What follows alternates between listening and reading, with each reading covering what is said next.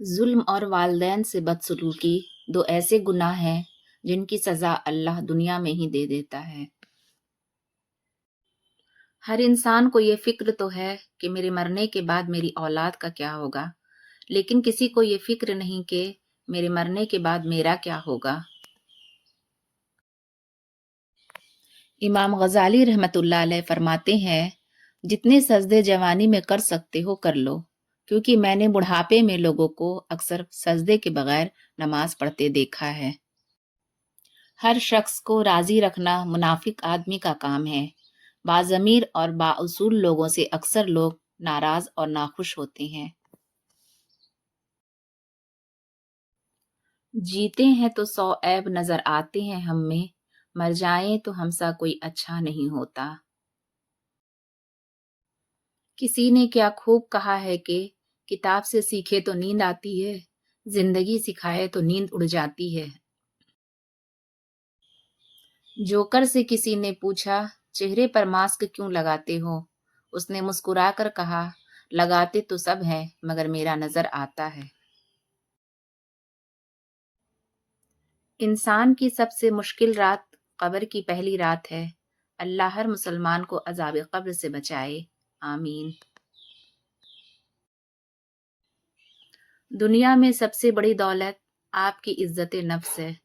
اس کو کھو کر قارون کا خزانہ بھی مل رہا ہو تو وہ گھاٹے کا سودا ہے۔ کچھ لوگ آپ سے نفرت اور حسد صرف اس وجہ سے کرتے ہیں کہ آپ کی موجودگی ان کے وجود کو کم کر دیتی ہے۔ کوے کو اگرچہ تاج بھی پہنا دیا جائے تو پھر بھی وہ کھاتا مردار اور غلاظت ہی ہے۔ اچھی باتوں کا اثر آج کل اس لیے بھی نہیں ہوتا کیونکہ لکھنے والے اور پڑھنے والے سمجھتے ہیں کہ یہ دوسروں کے لیے ہے۔ آج کے مرد جہاز میں ایئر ہوسٹس کے کھانے لانے پر شکریہ اور اٹھانے پر تھینکس تو کہہ دیتے ہیں، لیکن گھر میں دن رات خدمت کرنے والی بیوی کو شکریہ یا جزاک اللہ خیر کہنا عار کی بات سمجھتے ہیں۔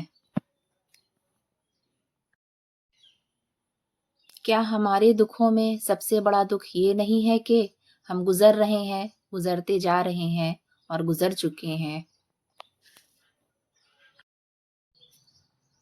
حسد کرنے والے کے لیے بد دعا کی ضرورت نہیں، وہ تو پہلے ہی حسد کی آگ میں جل رہا ہوتا ہے۔ اکیلا جینا سیکھ لو، لوگ قبر تک آتے ہیں، قبر میں نہیں۔ یقین مانے، صبر کی زبان اتنی طاقتور ہوتی ہے کہ ستانے والوں کی بنیادیں ہلا دیتی ہے۔ اللہ رزق کھول دے تو دسترخوان لمبا کر دو، دیوار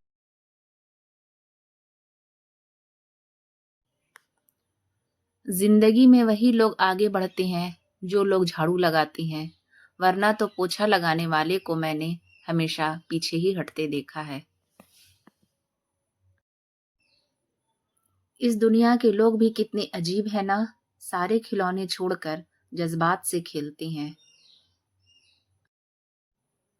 زندگی بچپن کی طرح پھر نہ مسکرائی، میں نے مٹی بھی جمع کی، کھلونے بھی لے کے دیکھے۔ چاقو، کھنجر اور تلوار لڑ رہے تھے کہ کون زیادہ گہرا زخم دیتا ہے، الفاظ پیچھے بیٹھے مسکرا رہے تھے۔ ایک مسجد کی دیوار پہ لکھا خوبصورت جملہ، اگر تم گناہوں سے تھک گئے ہو تو اندر آ جاؤ، خدا کی رحمت تمہارے انتظار میں ابھی تک نہیں تھکی۔ جب تمہارا کوئی رشتہ دار محتاج ہو تو پھر باہر صدقہ نہ دو۔ انسان کا بہترین ساتھی اس کی صحت ہے، اگر اس کا ساتھ چھوٹ جائے تو وہ ہر رشتے کے لیے بوجھ بن جاتا ہے۔ اپنی صحت کا خیال رکھیں۔ اگر تمہارے گھر کوئی مہمان آئے اور بھوکا جائے تو گویا وہ قبرستان میں آیا تھا۔ حضرت بی بی فاطمہ رضی اللہ عنہا۔